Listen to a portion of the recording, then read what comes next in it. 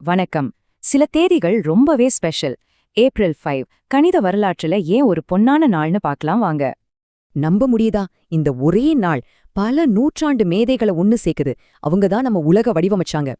ஆனா முதல்ல ஒரு முக்கியமான வரலாற்று நிகழ்வு. 1955ல இதே நாள்ல தான் ஒரு முக்கியமான கடிதம் போச்சு.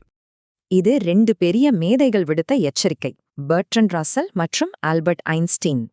சரி, இப்போ கணித மேதைகளை பார்க்கலாம். அவங்களோட வேலை நம்ம வாழ்க்கைய எப்படி மாத்துச்சுன்னு பாப்போம்.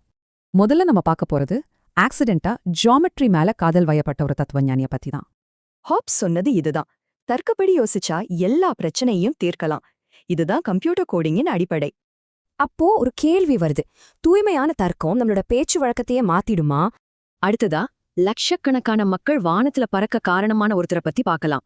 சாப்லிஜியனோட ஃபார்முலா தான் அதிவேக காற்றோட்டத்தை புரிய வச்சது. அதனாலதான் இன்னைக்கு ஜெட் விமானங்கள் இருக்கு. இதுல சுவாரஸ்யமே என்னன்னா, கணித விதிகள் காலத்தை கடந்தும் நிக்குது பாருங்க. அடுத்த புகழ்பெற்ற ராயல் சொசைட்டியின் முதல் தலைவர். இவர் கணிதத்துல ஒரு பெரிய முன்னோடி. பிரவுன்கர் பை மாதிரி எண்களை துல்லியமா கணக்கிட நமக்கு ஒரு புது வழிய காட்டினார். அதுதான் முடிவில்லாத தொடர். இது உன்ன தெளிவா காட்டுது. முடிவில்லாத விஷயங்களை ஆராய்ஞ்சா நிஜ உலக கண்டுபிடிப்புகள் சாத்தியம். கடைசியா வரலாற்றையே மாத்திர ரகசியமா வேலை செஞ்ச ஒரு கணித மேதைய பத்தி பாப்போம். ரெண்டாம் உலகப் போர்ல எதிரிகளோட கோட்ஸ உடைச்ச டீம்ல இருந்தாரு. இதுதான் மாடர்ன் கம்ப்யூட்டிங்கோட ஆரம்பம். அவங்களோட கோட் பிரேக்கிங் வேலை தான் இன்னைக்கு நீங்க பயன்படுத்துற ஆன்லைன் பாதுகாப்புக்கு அடித்தளம்.